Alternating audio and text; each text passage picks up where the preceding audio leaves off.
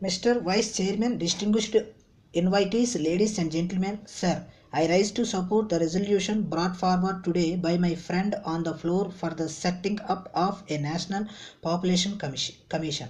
First of all, I would like to thank you very much for giving me this opportunity to participate in this debate, which concerns one of the most important national issues today for which there is no short term solution. The growth of population poses a serious problem in this developing country. Sir, it is true that the level of population in a society has got a close link with the level of prosperity in that society.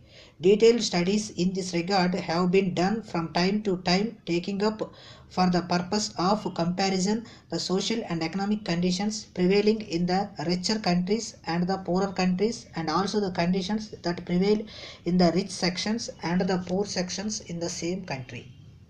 It has always been found that those who are better off get themselves improved from their standard of living when compared to those belonging to weaker sections. Sir, I am sure that the resolution which our friend has brought forward to set up the commission will meet the acceptance of the entire house, because there is no scope for any disagreement at all so far as the main theme of the resolution is concerned. In my opinion, if there is one single factor which comes in the way of the millions of this country sharing the fruits of development and the progress, it is the problem of population. In fact, I have always felt that if only we had the same population as any of the advanced nations with the natural resources which we have, we would also be one of the developed nations, and nobody would be looking down upon us as a developing nation. I am sure you will all agree with me that the point which I am making is that unless the present alarming growth of population is checked, whatever development we have achieved in various fields throughout the country will be nullified. In that event of fact, instead of sharing the fruits of prosperity, we will only be dividing the poverty among our countrymen, and the worst sufferers will be those belonging to the weaker sections of that society for whom the development is intended. At this juncture, I would like to enlighten the House that much time has been taken during the last 5 years by discussing on the food situation. Anybody can speak on this subject without any statistics and criticize the government for their omissions and commissions.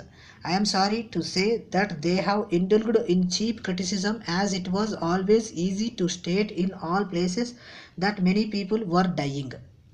I want to tell you straight away that in spite of many difficulties, we have maintained law and order and have kept up proper standard of administration, because it is the easiest subject on which they can freely state what they cannot otherwise do in the course of the discussion on other specific subject they criticize.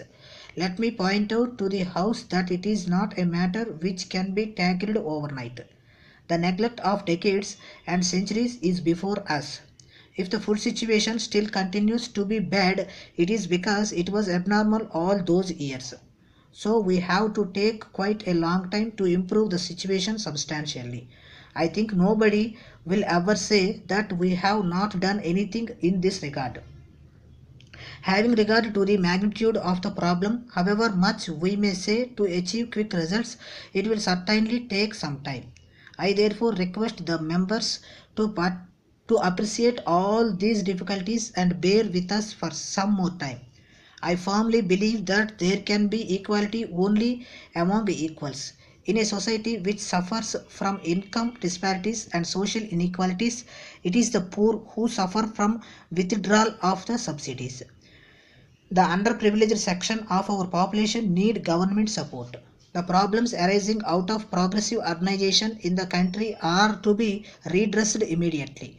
The growth rate of urban population has been higher than the rate of investment in urban infrastructure, and effects are clearly visible. Sir, with your kind permission, I would like to refer to two more points before I resume my seat. The new world which is growing up in India is going to be scientific, technological and industrial world. It is a picture of the industrial revolution coming to India in the middle of the 20th century. It is changing the texture of our lives and our thinking. It introduces words without number which we have to use in the new occupations, and all the efforts of my friends cannot meet that situation. The language of science and technology will not come out of the classroom. It will arise from the people who are working in these fields. One of the basic facts today is that the medium of instruction in schools has become the language of the region. This will produce a generation utterly unlike the generation to which we belong. It is not a question of Hindi versus English. It is a question of education being carried on through the 14 languages. Therefore, English inevitably becomes in India as a secondary language. It is no longer the primary language. This is the first basic fact to be remembered. Before I conclude, I would like to respond that during the course of the discussion, various suggestions were made with regard to the actual implementation of this big national program. I am sorry to say that I am not at all in agreement with the view that certain amount of pressure should be used in implementing the same. Any program which aims at improving the standard of living of the people will be a success only if the people willingly come forward and involve themselves in its implementation. Therefore, the people have to be motivated as this is a very delicate matter.